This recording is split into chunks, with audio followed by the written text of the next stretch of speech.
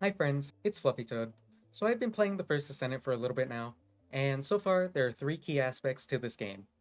The first aspect is your weapon choice, then your weapon modules, and last, your Descendant modules. For the most part, I'm going to be focusing on Descendant modules.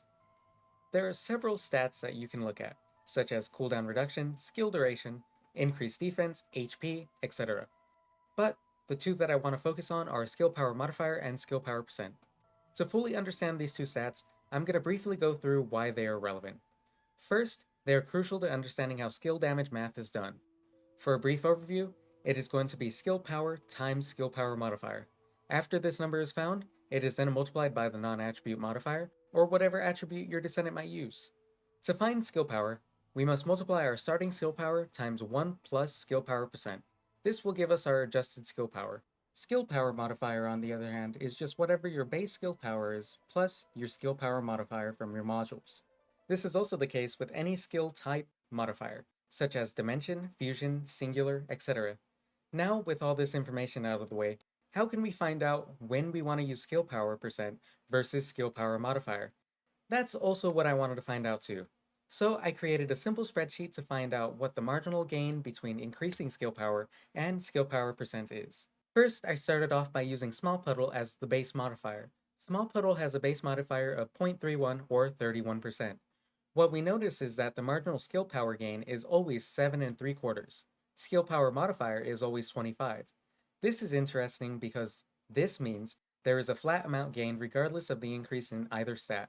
Before you ask about diminishing returns, I have already checked for diminishing returns by cross-referencing the amount of damage I had done to dummies to my damage estimation. I found that, for Valby at least, we cannot reach a point where diminishing returns is relevant.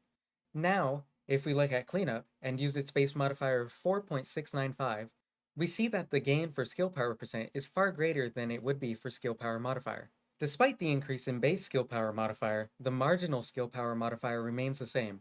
This is super important because this means that there is a point where skill power percent becomes better than skill power modifier.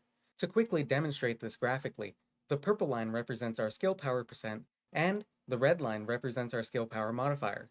10 is just some arbitrary number so that the graph is better scaled. X represents the amount of added skill power or skill power modifier, while C represents our base skill power modifier. 1 plus D just shows our non-attribute modifier, or whatever attribute your descendant uses. As we increase C, our base skill power modifier, we see the purple line get closer and closer to the red line. When we get to 1, or 100%, the red line and the purple line are exactly the same. When we pass 1, or 100%, the purple line is now greater than the red line. This means that when you have a base skill power modifier greater than 1, you should focus on using skill power percent rather than skill power modifier. All skill power modifier does is shift the red line to the left in extremely small intervals. So what about 1 plus d, or your non-attribute modifier? Well, this just scales the entire equation, meaning that the higher this number is, the steeper both the blue and red lines will be. This ultimately means that non-attribute modifier has the greatest impact on your skill's damage.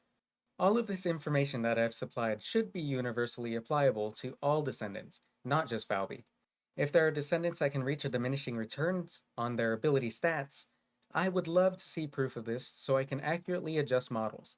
But until then, this is probably the definitive guide to understanding skill power modifier and skill power percent. Alright, see ya!